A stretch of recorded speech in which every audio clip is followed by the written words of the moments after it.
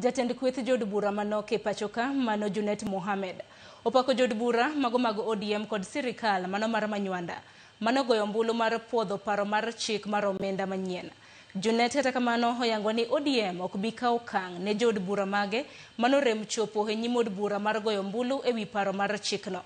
Kaka jafwambo marwa mar siasa Chris Owino leronwa, JUNET oseojo siasa makwedo sirikal kuom donjo e ng'anyo mag rowere mag Gen Z michano tim kata ichano bagi chieng' tich ariyo mano mar juma manyien. Kata odoko ni jo od bura 122 mane ogoyo ombulu mar puodho paro mar chik mar omenda manyien dhi nyime kod yudo seyo e mbui mag tudruok. Jatend kweth jo od bura manok JUNET Mohamed odok negi e twak mare kod Ramogi TV. JUNET ochung' e tiende ni en gi yie ni ne gitimo gima ber kuom kalo paro mar chikno kendo onge gi luoro moro amora. Can I be afraid? There is nothing offensive I've done to Kenyans. Number two, I represent a constituency that agrees with what I have done. Ndalo ariyo bang' ombulu makamano, yore mag mbui mag tudruok osebedo kayango jo od bura mane opuodho paro mar chikno kendo luongo gi ni andhoke. JUNET Mohamed kod Seneta Manandi Samson Cherargei wacho ni onge rach ma paro mar chikno dhi miyo jo Kenya kopogore kod miyo sirikal omenda mar chwalo chenro mag dongruok. Me, I'm happy because we stood up for the rights of Kenyans on what we thought are offensive, and I'm very happy that the broad-based,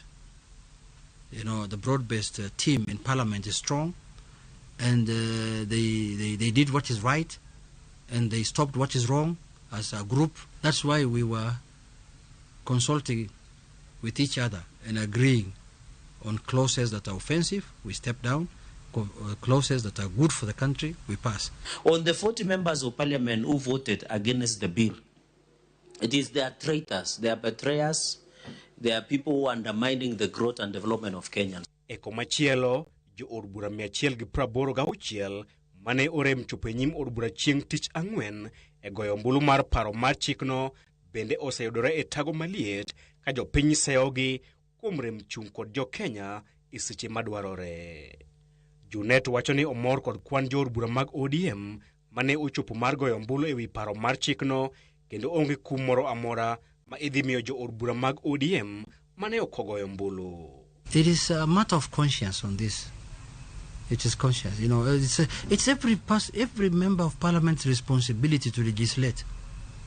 That's why we have been sent here. It is oversight, representation, and legislation.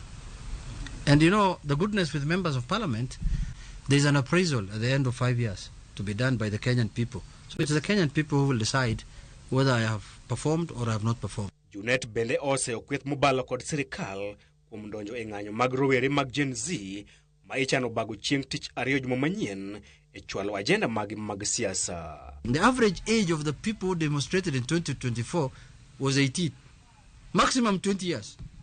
The people now who are going to the IG asking for permission to demonstrate, the average age is 70. What does that tell you?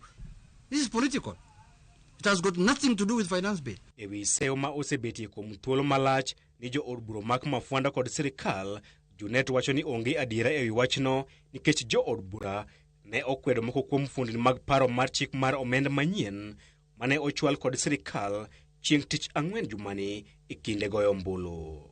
And I have told yesterday members of parliament, let us not be bothered about where is the origin of a bill. What is important to Kenyans is what do we do with that bill in parliament. Eko machielo, JUNET okwedo weche moko makweth mobalo kod sirikal osebedo ka fuong'o pacho kae ni sirikal osechiwo rak mar kongo kendo bero paw ndeke maduong' ma JKIA ne ja ohala moro mar piny Zimbabwe miluongo ni Wikwel Chivayo ka onyiso gi mondo gipedh neno magin go. The person who's raising that allegation should bring evidence that this man is part of this contract, and he has signed here. You are saying a man from Zimbabwe is a share without any, and the media is not putting them to task, asking them, what evidence do you have?